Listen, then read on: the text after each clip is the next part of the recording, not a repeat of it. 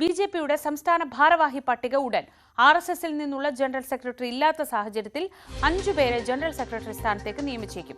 Shobha Surendran, MT Ramesh, advocate S Suresh, Shone George എന്നിവർ അന്തിമ പരിഗണനയിലാണ്. ഷോൺ ജോർജിന് പകരം അനൂപ് ആന്റണിയെയും ജനറൽ സെക്രട്ടറി സ്ഥാനത്തേക്ക് പരിഗണിക്കുന്നുണ്ട്. അഡ്വക്കേറ്റ് P സുധീർ ജനറൽ സെക്രട്ടറിയായി തുടരാനാണ് സാധ്യത.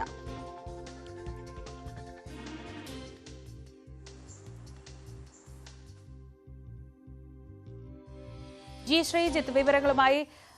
ശ്രീജിത്ത്, 5 പേരുടെ പട്ടിക ഏതാണ്ട് അന്തിമമാണ് എന്ന് മനസ്സിലാക്കുന്നു. ഈ ഷോൺ ജോർജോ അനൂപ് ആന്റണിയോ, അക്കാര്യത്തിൽ മാത്രമേ സംശയമുള്ളൂ. എന്താണ് ഏറ്റവും ഒടുവിൽ നമുക്ക് ഈ ജനറൽ സെക്രട്ടറിമാരുടെ പേര് സംബന്ധിച്ച് ലഭിക്കുന്ന വിവരങ്ങൾ?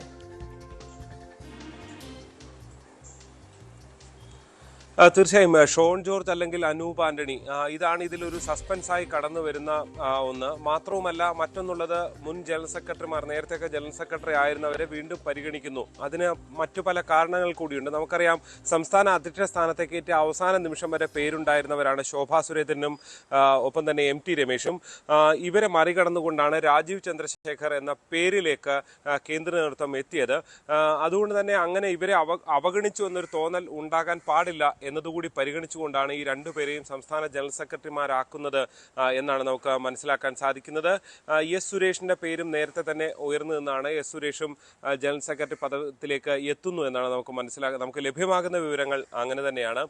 എന്തായാലും ഷോൺ ജോർജ് അല്ലെങ്കിൽ അനൂപ് ആന്റണിക്ക് നിലവിൽ മീഡിയ സെല്ലിന് ഫലത്തിൽ അത്തരം ചുമതലകൾ ഇതിനകം തന്നെ നൽകിയിട്ടുണ്ട്.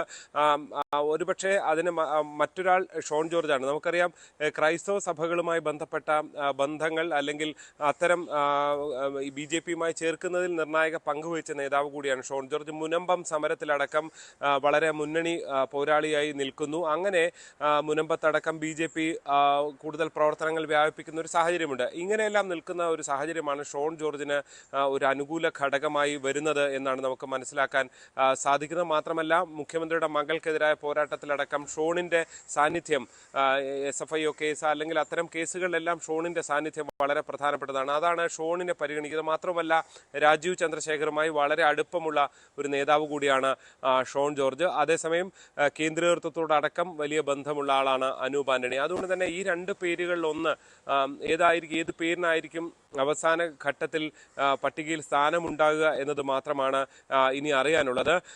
ഈ പട്ടിക ഏതാണ്ട് പരിശോധിക്കുമ്പോൾ നിലവിൽ RSSൽ നിന്ന് സംഘടനാ ചുമതലയുള്ള ജനറൽ സെക്രട്ടറിയെ നൽകിയിട്ടില്ല. കഴിഞ്ഞ കുറച്ചു കാലമായി മേഖലാ തലത്തിലാണ് ഓർഗനൈസിംഗ് സെക്രട്ടറിമാരെ നൽകിയിട്ടുള്ളത്. ഇനിയും ഇപ്പോൾ ഈ ഒരു ഘട്ടത്തിലും അത് നൽകാനുള്ള സാധ്യതയില്ല.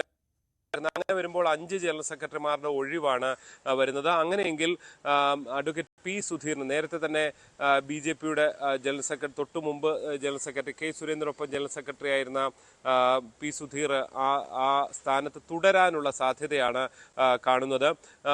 ഈ C കൃഷ്ണകുമാറിനെ പോലുള്ളവർ ഫലത്തിൽ ഒഴിവാക്കപ്പെടുന്ന സാഹചര്യം കൂടിയുണ്ട്. അത്തരം ഒഴിവാക്കപ്പെടുന്നവർ ഒരുപക്ഷെ വൈസ് പ്രസിഡന്റ് പദവിയിലേക്ക് എത്തും. 10 വൈസ് പ്രസിഡന്റുമാരും 10 സെക്രട്ടറിമാരും ഉണ്ടാകും.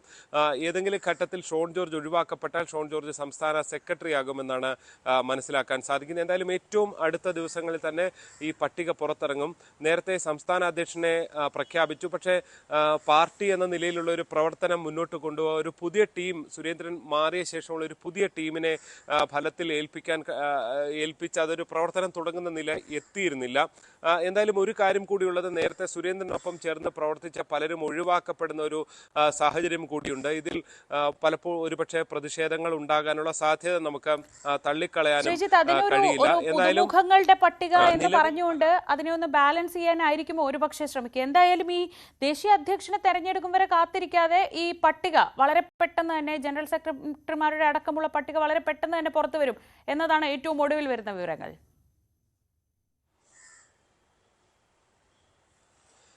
നേരത്തെ പല നേതാക്കളും പ്രതികരിച്ചിരുന്നത് ദേശീയ അധ്യക്ഷനെ പ്രഖ്യാപിച്ച ശേഷം അതിന് തൊട്ട് പിന്നാലെ ഉണ്ടാകും എന്നുള്ളതായിരുന്നു. എന്തായാലും ഈ അടുത്ത ദിവസങ്ങളിൽ തന്നെ ഒരുപക്ഷെ ദേശീയ അധ്യക്ഷന്റെ കാര്യത്തിൽ ഒരു തീരുമാനമുണ്ടാകും എന്നാണ് മനസ്സിലാകുന്നത്.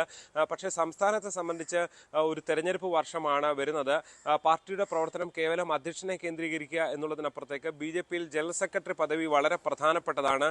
സംഘടന ഓർഗനൈസിംഗ് സ്ട്രക്ചറിൽ അത് വളരെ പ്രധാനപ്പെട്ടതാണ്. ആ പദവിയിൽ അതൊരു ടീം എന്ന നിലയിലല്ലാതെ ഒറ്റയ്ക്കുമൊക്കെ മുന്നോട്ട് പോകേണ്ട ഒരു സാഹചര്യം അതിനേക്കാൾ അതായത് പ്രവർത്തന വേഗതയെ അത് ബാധിക്കുമെന്ന് കൂടി മുന്നിൽ കണ്ടുകൊണ്ടാണ് വേഗത്തിൽ തന്നെ ഈ ഒരു പട്ടിക പുറത്തിറക്കാൻ തീരുമാനിച്ചിരിക്കുന്നത് എന്നാണ് നമുക്ക് മനസ്സിലാക്കാൻ സാധിക്കുന്നത്. എന്തായാലും വൈകാതെ അതുണ്ടാകും.